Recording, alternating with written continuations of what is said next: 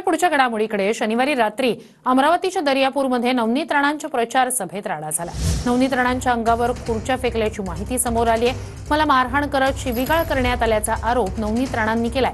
दरम्यान या राड्या प्रकरणी 42 जणांवर गुन्हा दाखल झाला आहे। 4 जणांना अटक करण्यात आली आहे। दर्यापूरमधल्या खल्लार गावात उमेदवार रमेश बुंदिलेंच्या प्रचारासाठी सभेचं आयोजन करण्यात आलं होतं। सभेत राणांचं भाषण सुरू असताना काही लोकांनी अश्लील शिवीगाळ केल्याचा आरोप आहे। सभा सुरू असताना उपस्थितांनी एकमेकांवर खुर्च्या फेकल्या। सभा संपल्यानंतर नवनीत राणा जात असतानाही खुर्च्यांची मोठ्या प्रमाणात फेकाफेकी झाली। अंगरक्षकांमुळे थोडक्यात बचावल्याचा नवनीत राणांचा दावा आहे।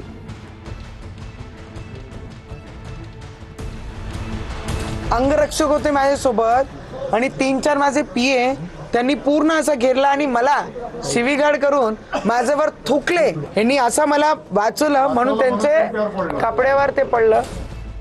नवनीत राणांसोबत असलेल्या काही लोकांना खुर्च्या लागल्यामुळे दुखापत झाली।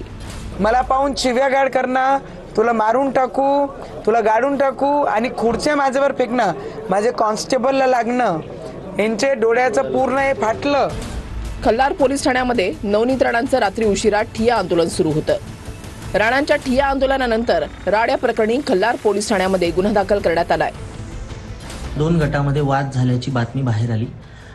या वादानंतर मॅडमच्या तक्रारीनंतर खल्लार पोलीस स्टेशनमध्ये गुन्हा दाखल करण्यात आलेला आहे आणि पुढील कायदेशीर कार्यवाही सुरू करण्यात आलेली आहे।